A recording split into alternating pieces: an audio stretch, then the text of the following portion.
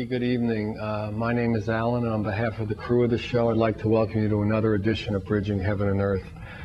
Tonight, we're really honored, as we usually are. I mean, we've been so fortunate to have people come from all over the country to share their love and their inspiration and their talents and their gifts, and just their vibration of peace and joy with us so often. And tonight we have more of that in spades. We have with us Lama Ole Nydahl, who's a Buddhist teacher and master and author who just travels the world spreading his message of love and connectedness and inspiration and real joy to people all over the world. His life is just in one city to the next city to the next city, just teaching and just bringing joy.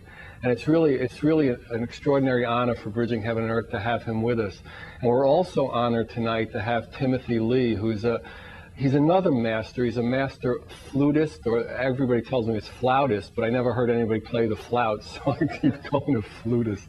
And he makes most of his instruments. So, and he's going to be playing for us tonight he makes sounds come out of the instruments he creates that are just otherworldly. So we're just really honored to have Ole with us tonight and Timmy, and I think you're just in for an extraordinary show. So as we usually do at this time, to set a tone for the show and just to quiet us all down from whatever we've done today, whatever problems we've had, whatever good things have happened to us, just to calm and be in this moment, be in this show, just relax for the next 58.5 minutes and allow the guests that we have with us to bring us into an experience of love. So please join me in a short meditation. And as I've said before, if you don't know how to do one, just kind of follow your breath for a little while, or just watch me, or just try to relax any way you know how to relax. If you know how to do a meditation, do that. And also, Ole is going to lead us in a guided meditation later. So we have 2 meditations tonight. Okay, so please join me. Thank you.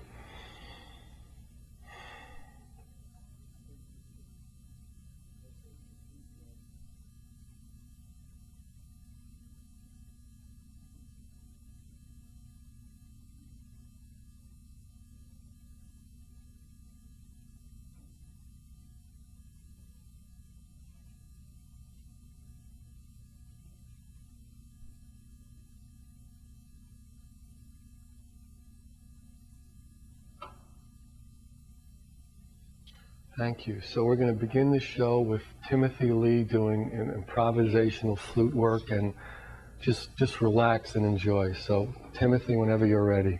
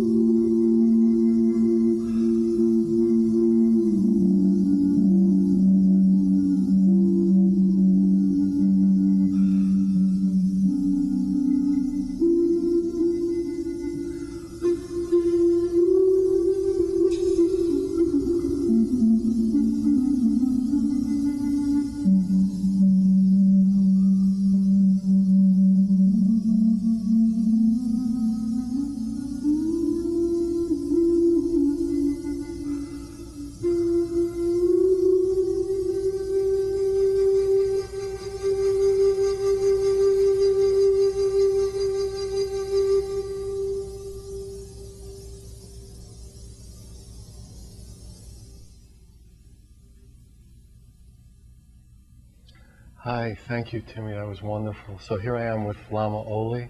So why don't you just welcome to Bridging Heaven and Earth. Thanks for coming. Well, thank you, and thank you. Thank you for that music. I was really gone, I really enjoyed that. That was wonderful, incredible song. So for people who are unfamiliar, why don't you just explain a little bit about like what Buddhism means and how, you got started? Well, there are different kinds of religions in the world, and Buddhism is a religion of experience, not a religion of faith or belief. And the goal of Buddhism can be said very simply, it's really to experience that our mind is open like space, meaning not a thing, at the same time radiantly clear and conscious, and also without any limit or stop. And the experience of that, of mind itself, are exceedingly blissful. For instance, when we understand that mind is not a thing, we basically become fearless. Because we know bodies get old, sick and die, and thoughts and feelings come and go, but space nobody can harm. And when we are fearless, then all the things happening in mind, all the different experiences inside and out actually become richness. And when one discovers mind is unlimited, one sees we cannot really make a separation between my wish for happiness and your wish for happiness, right? And then one must be kind.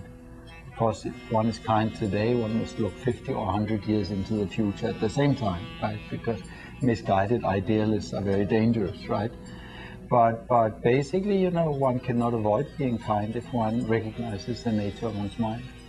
Would you say that in that experience you're recognizing that there really is no separation between you and a tree and you and the ocean, you and the dolphin and you and all the other people? You said that there is no separation between space and awareness. This is true. On the other hand, there are some, that which we call human beings, animals and so on, they hold mind. And others are seen as, let's say, a collective dream or a compensation of our subconscious impressions. So there is a difference between, for instance, a human being and a stone, or a human being and a tree, and so on. There is. Mm-hmm. But among the beings who hold mind, an animal, a human, and then certain forms that have no physical bodies we can experience, there it's the same. Mind is open, clear, limitless space. But when you experience what you experience in a meditation, part of Buddhism is to come to that open place, to that quiet place, right? When you experience that, would you say that you experience a place where there's basically one energy? There's just one, there's nothing and everything in that one space? Yes, you can say that space is information, space is bliss, and space is active compassion. This is true. Right. It's not, mind is not a thing. That's what it feels like in a human body. When you have that experience, a human body could say that feels like love, that feels like joy. Right. Yes. So how did you begin? You're growing up, and how did you become a Buddhist master? Well, it's a long story. Actually, I'm year 41. I'm 57 years old now. And You've been doing it for 41 years. No, not quite. Oh. I've been doing it for 26 years. I've been traveling to a new town every day. No, but I was born in Denmark during the German occupation in the Second World War. And at that time, my father was in resistance and everything, and you would actually expect that I would see German soldiers, right, in my nightly war dreams, and flat area like Denmark. But I always saw mountains. I always saw men in ladies' clothes. I couldn't understand that till I saw the first monks in robes. Wow. And I understood. So this is from the time you were a young boy. When I was 2-3 years old in Denmark, I was already painting pictures of battles in mountain areas and so on. And so you were more familiar, almost like, because that would be, people would say that was your last life or past life, right? Yes, it's true, it was my last life. And I know it was the last one because we had rapid fire guns. Oh, so you could tell by our weaponry how wonderful it is. Yes, and because in the First World War, the machine guns were invented. Right. And it means it must have been the 20s or the 30s that I remember. Also, remembering more than one life back is usually very insecure. Very insecure. So you had this connection from birth, from very small, and you just. And when did it become like a physical reality in this reality? Well, in '68, I had the great luck of going to Nepal with my lovely wife Hannah, who's also here tonight, right? And we went and we actually saw these men in ladies' clothes that I dreamt about as a child. Yeah, you see them a lot in L.A. Yes, yes. Now Different, a little different. We don't want to talk about it. It's a family show. Okay. Well, anyway, you know, you see them. Well, you saw them. I mean, monks' robes, right? And in Denmark, I mean, we don't have things like that, so I had no idea. And we started seeing them, and we had like this recognition. We said, "Hey, we know them. You know, of course, we didn't know the language, but they came to us, Hannah and I went to them, and you know, and it was just a very close bond. So immediately you became like a family. Student or family, and just started living there. And more than that, I became a bodyguard again. You know, I became a bodyguard of the Karmapa again. You know, the Karmapa, the first incarnate Lama of Tibet, where the Dalai Lama is actually a student of the fourth Karmapa.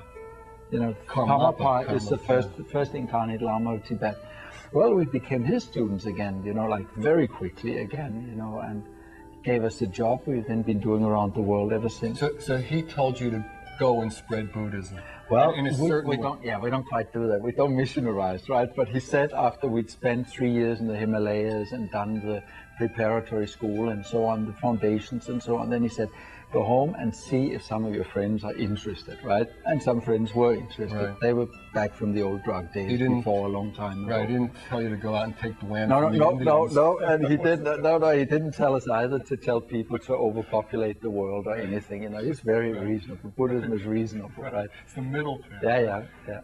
So every day for the last 26 years. Yeah, I've been in Newtown teaching. We have no home, no anything. Well, we have a couple of nice quick cars we can use when you're and a motorcycle. And stuff like that. And you teach a certain form of Buddhism called the Diamond Way. And yes. Now, why don't you explain to people how the structure, the lineage, the structure. Okay. I mean, you know, just simply. Yes. Okay, good. Well, Buddhism is a religion of experience. And it was given for three kinds of people. It was given for the people who want to get out of their own problems, you know, I mean, people who would rather not get too involved. Then it was given they usually become monks and nuns and sort of avoid life. Then it was given for the lay people who want to function and leave a track like a steamroller, you know, through society and make something happen. And then for the yogis who want to keep the highest view. And it actually consists this horizontal, let's say, leveling corresponds to also a vertical leveling, where there is one level of teaching which has to do with information, with questions, and there must be questions. Then meditation, so what was understood goes to the heart and mixed into life. And finally, then also holding whichever level is reached. These, like you can say, 9 cupboards or 9 drawers in the big cupboard, you know, of the teachings, holds the whole teaching. So when you go to a city, do you teach like the multitudes of a lot of people. Sure. So you teach everyone, like in a sense, individually, because each person wants something from a different cupboard, right?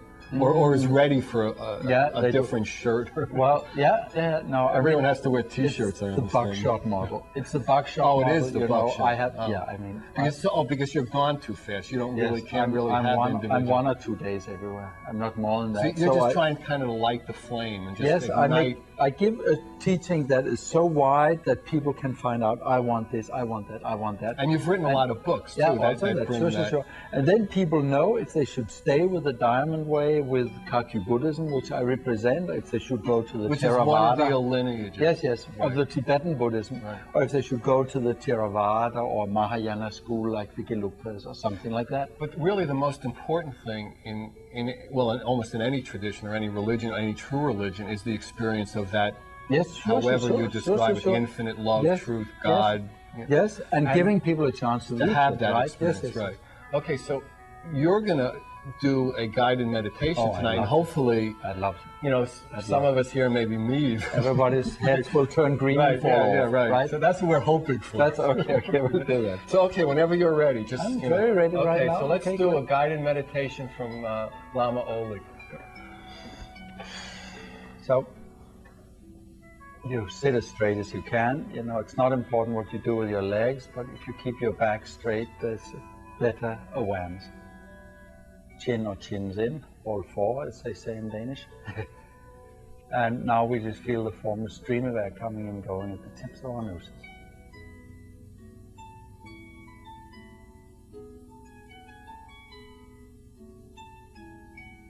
thoughts and ideas we just let go by. We don't think good or bad. We don't hold on and push away. We just feel the way the stream of air comes and goes at the tips of our noses.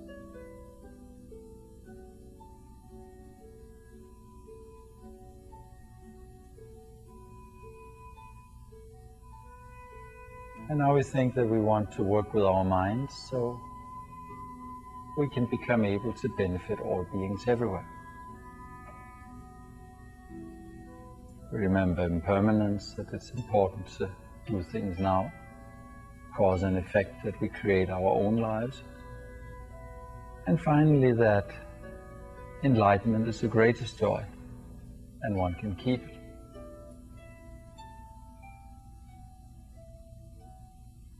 Now in front of us, that condenses out of space, the golden transparent form of a Buddha, an athletic, perfect shape of golden energy and light. We understand it's not a god or a person, but that the truth and joy of space is now expressing itself like that in order to show us our own nature. Understand that whether we see Buddha clearly or not, then truth and awareness cannot be separated, and wherever we even think of enlightenment, it's already there. We wish deeply to obtain all the qualities of the Buddha, and as he feels our wish, he smiles and comes down through space towards us. His golden transparent form comes ever closer, and now it stays at a pleasant distance in front of us. We recognize the great opportunity we had to learn and grow right now. And we think the way I say. Dearest Lama, you who are the essence of all the Buddhas, of you we ask. Give us your power which removes the ignorance and obscuration of all beings and ourselves. Let the timeless, clear light, the true nature of mind, awaken inside us. We make this wish strongly that now all clouds and confusion may leave the minds of all beings and ourselves, and that we may recognize that what's experiencing now, what's hearing, feeling, being aware at this moment, is radiant light beyond birth and death, and perfect. As Buddha feels as he smiles, and now from the place between his eyebrows and his forehead, an intense crystal clear light shines out. It radiates from the center of his forehead into the center of our forehead, shines into our head, and fills the whole brain area of our head with intense crystal clear light.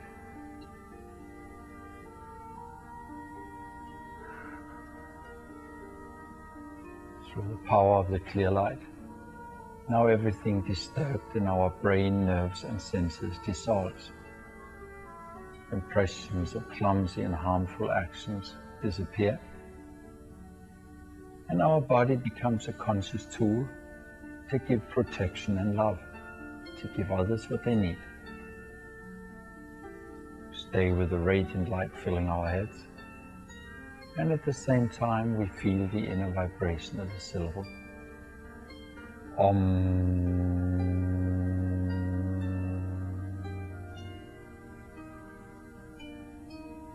Hold the radiant light and the vibration of Om in our heads as well as we can.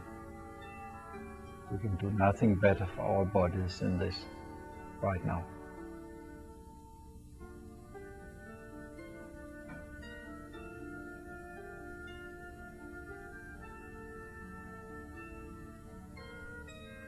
Now from Buddha's throat in front of us, a deep warm red light shines out, radiates from his throat into our mouth and throat, and fills our whole speech center with intense red light.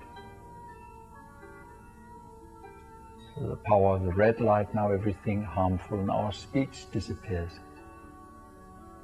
Impressions of clumsy and harmful expressions dissolve, and our speech becomes compassion and wisdom, becomes a conscious tool to benefit others.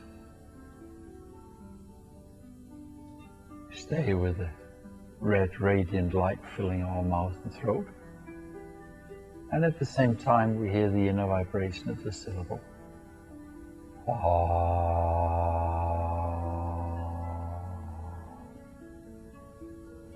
We hold light and vibration in mouth and throat together as well as we can.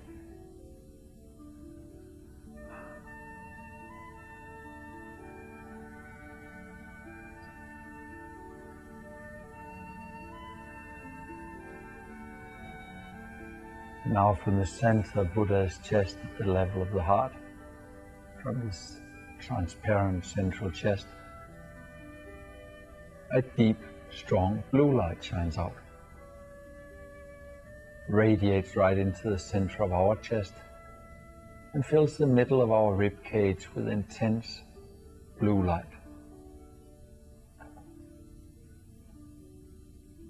Through the power of the blue light, now everything disturbed in our mind disappears. Mixed feelings, stiff ideas dissolve, and our mind becomes spontaneous joy. Joy which appears naturally out of space, which has no other cause than space itself. Stay with the blue light filling the center of our chest,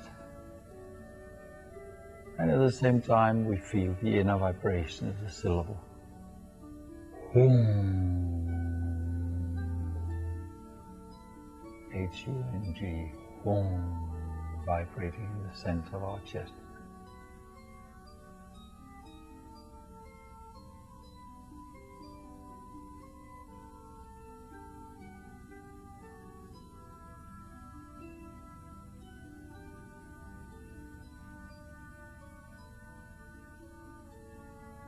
And now Buddha in front of us begins to dissolve more and more into rainbow light. He fills the whole space around us. He smiles at us. And the last we hear is his promise that he will be there always whenever we need him. That he'll condense in countless forms in order to benefit us whenever we or others are open to his blessing and his power. We keep this feeling of the white, the red and the blue lights having blessed us deeply, of space around us now being our friend and protective and taking care of us. And more now we feel our bodies as they are here. The outer world appears as a pure land. Every atom vibrates with joy, is kept together by love. Everything is meaningful, whether it appears or not. We feel all the beings everywhere, human or otherwise. And every one of them has the Buddha nature. Their mind is timeless, clear light. And now we begin to feel our own body. But there's a very big difference to before. Before we were our bodies and we were vulnerable through old age, sickness and death. Now it's different. Now we have a tool. Our body and speech are methods we will use for the benefit of all.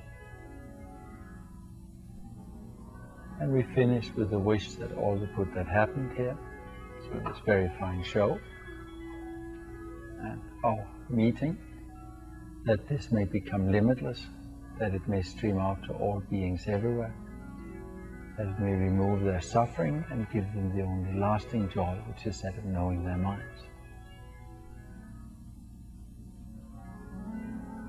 And this meditation you can do if you want.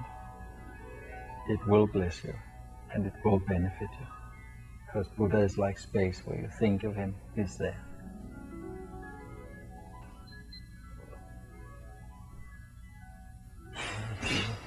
Yeah, I'm so cleaned out I can't speak. The show has to be over. Well, let me ask you something. I mean, like, you know, when people visualize Buddhist masters, they visualize saffron robes and, you know, and you come in, you know, not celibate. Definitely not celibate. Definitely not celibate. Riding a motorcycle, please. Only T-shirts. He said, you know, Ole came by my house before the show, so we were talking. He said, well, which shirt should I wear? I said, well, let me see him. He pulls out 2 T-shirts. He's got a whole T-shirt collection. That's it. So I said, well, I don't know. I guess it's... I also have a polo shirt. I also have a polo shirt. It's stripes. I guess it's okay. So, so how do people respond to that? I mean, it's like a concept breaker that, you know, that wisdom and that experience could come in a package that doesn't fit the image. Now, in Europe, they're happy. They're very happy. You know, we've had 1,000 years where the state and the church ganged up on the people, you know, to put them down, right? If the state didn't catch you in this life, the church would catch you after this life. So, I mean, we're quite wary of robes and stuff like that, especially the young generations, right?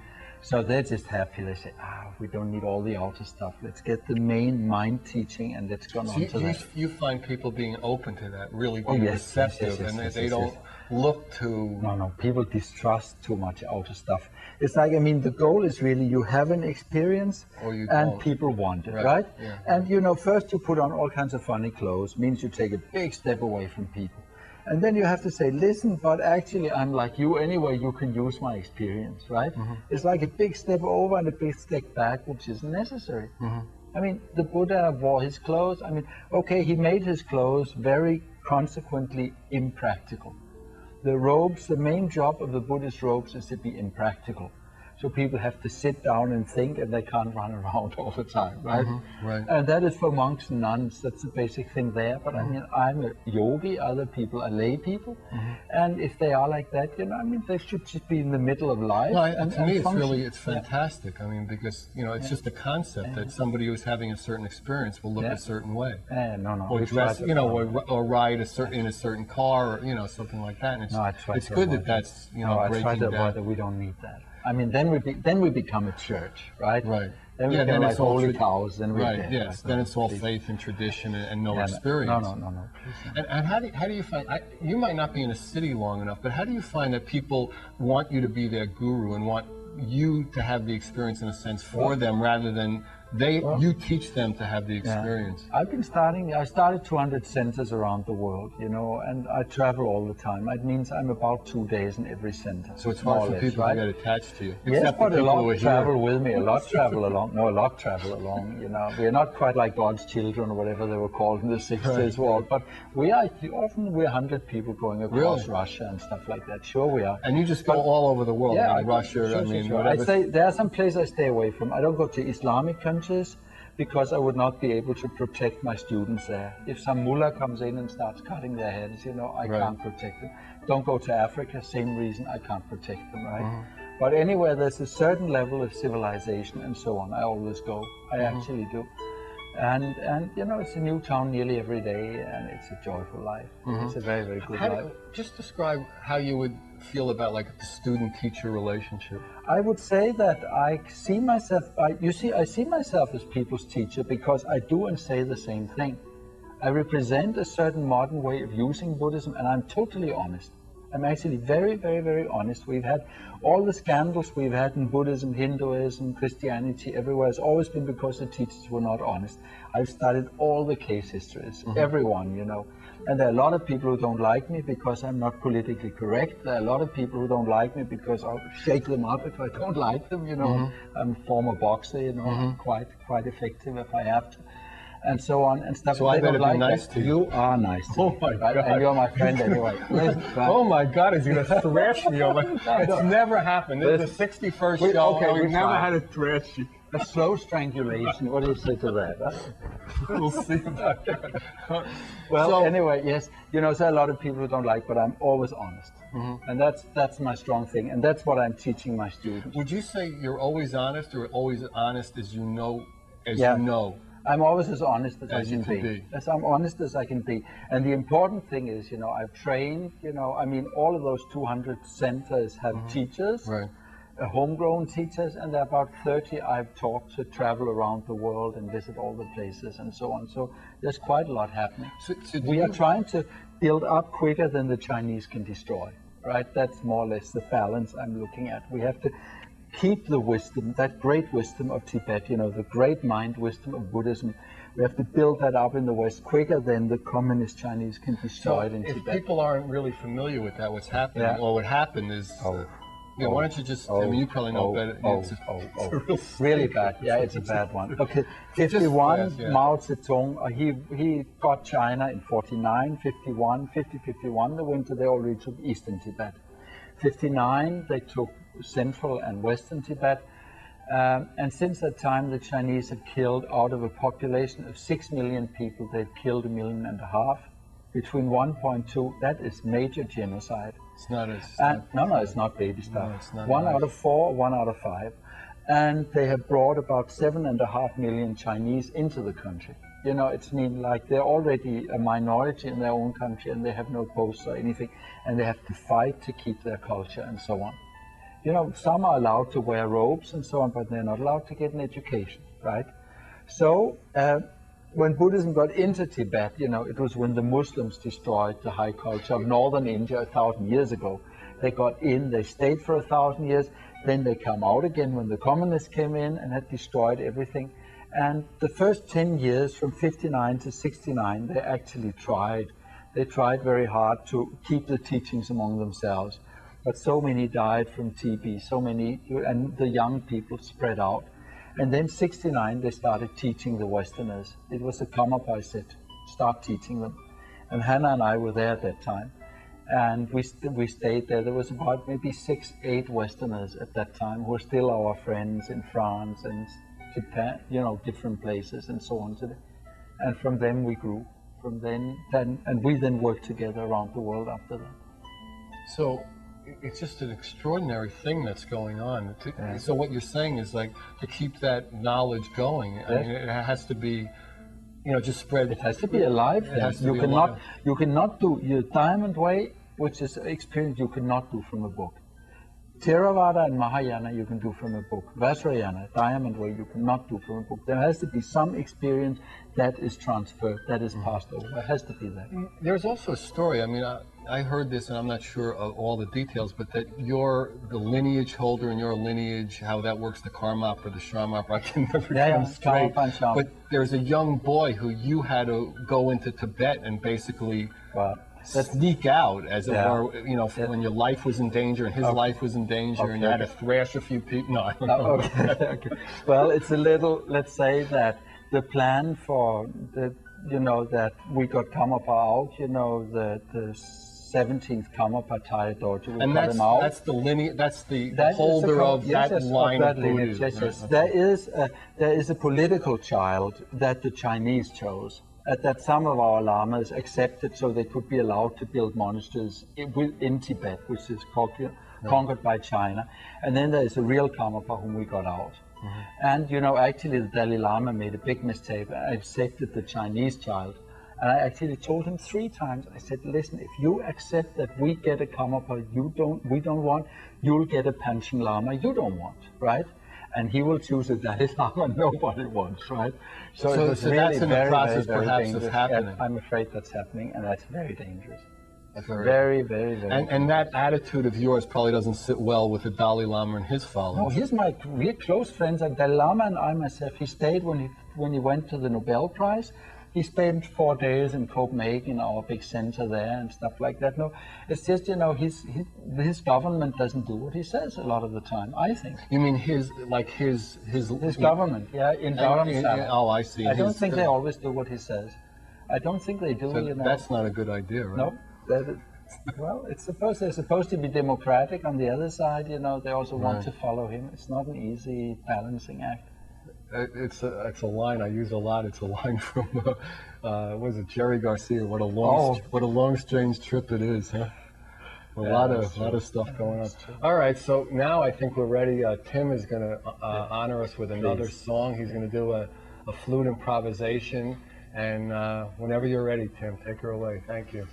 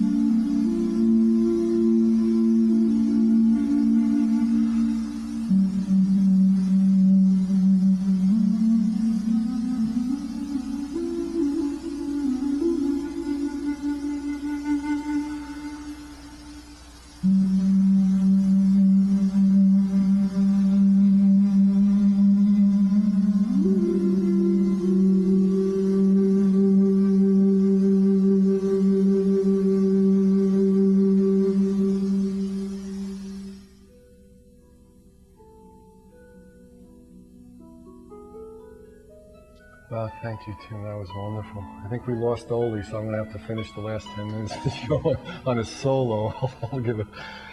It was beautiful. Actually, did lose. No, I felt him just.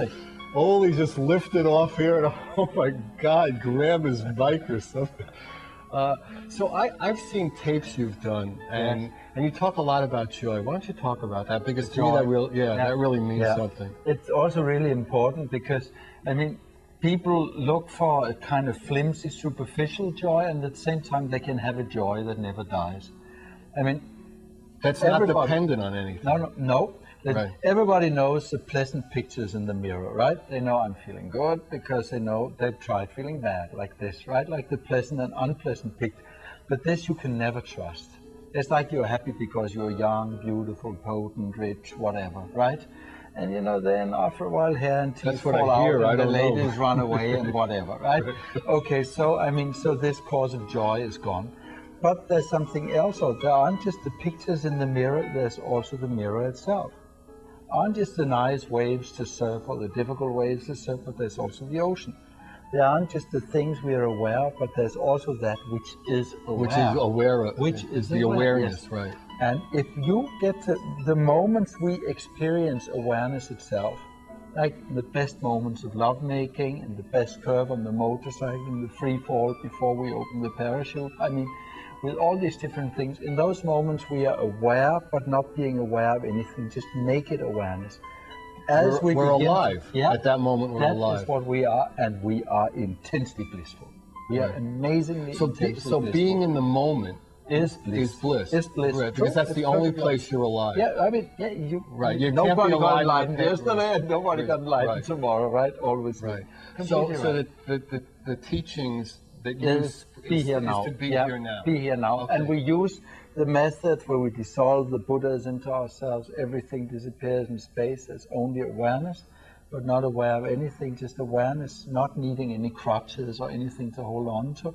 And then letting a pure world appear out of that again, you know, as space, as the free play of space, as space giving itself a gift and experiencing its power and qualities.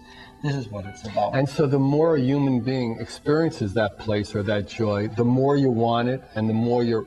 more you can pass it on. Yeah, right. You will pass it on. You'll be vibrating more of that energy. You'll be a walking joy. I'll tell you one thing, the 16th Karmapa, he came here to California. He came here, he came many places. And I tell you, that man, if he was standing in the middle of this room, everybody would just vibrate out against the walls, just without him doing anything. He was so powerful, he was a joy, like, my hair stands up on my arms when I talk about it, right? I mean, but the 17th, he can... Oh, the 17th will be exactly the same. 17th will be I thought great. The 16th had... The 16th already said, the 17th will be bigger. But he also said he will be milder. You know why?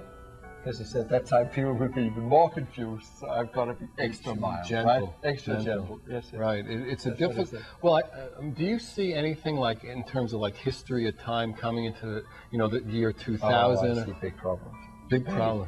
Big problem. Do you see big solutions? Well, no, use your other hand. I'll tell you. Okay, good. I'll say overpopulation and Islam.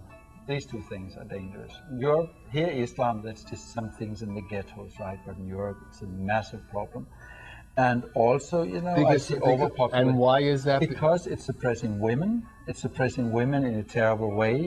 It's totally fanatical. It does not accept. It's not democracy. About love. It's not about joy and love. No, and it doesn't accept democracy. It doesn't accept, constitutions and stuff like that. They say we have the Quran and that's what we need, right? And we understand the Quran. Leg and legs off. Right. And sure, right. Head off, whatever, right?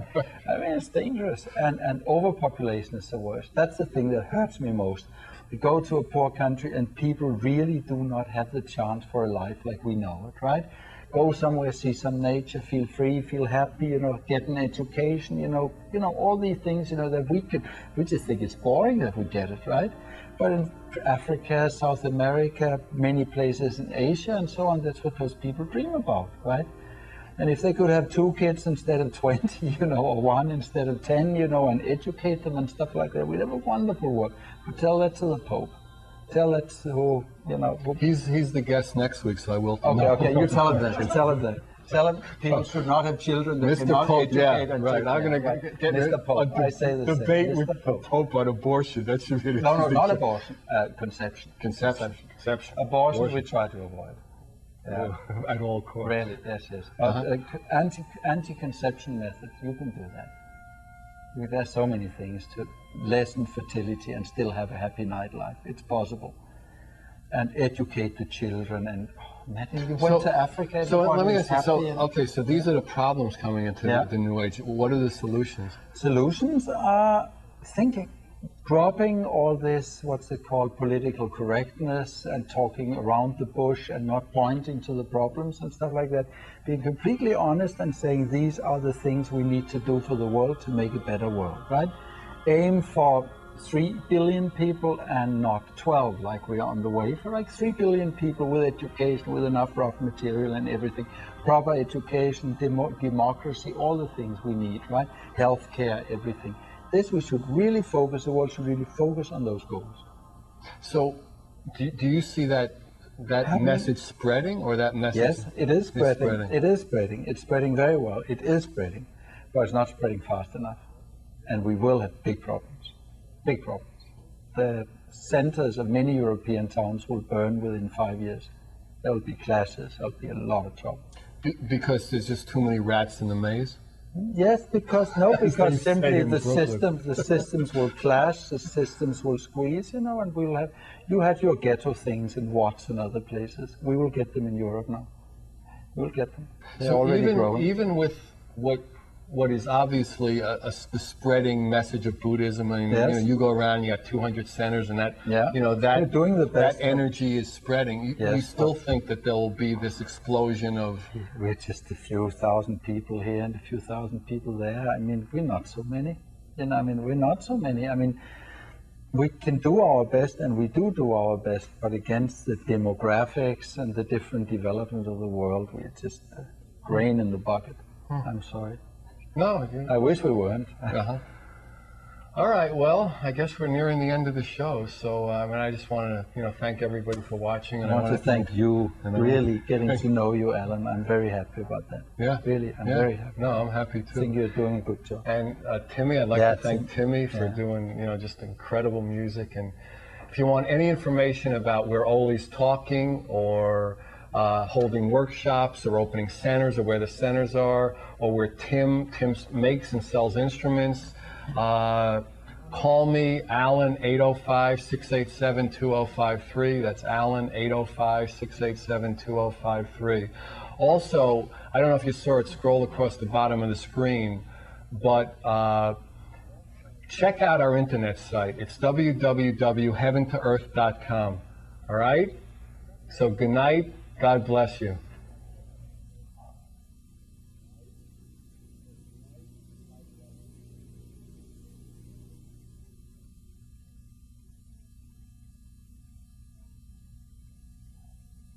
Actually, there was one thing I did want to say, is that there's another site that's playing full Bridging Heaven and Earth shows on the internet. It's spiritweb.org, www.spiritweb.org. So check out that site under audio, video, and then there's a whole Bridging Heaven and Earth site. So please check out our site and that other site. Good night. God bless you. Thanks for coming.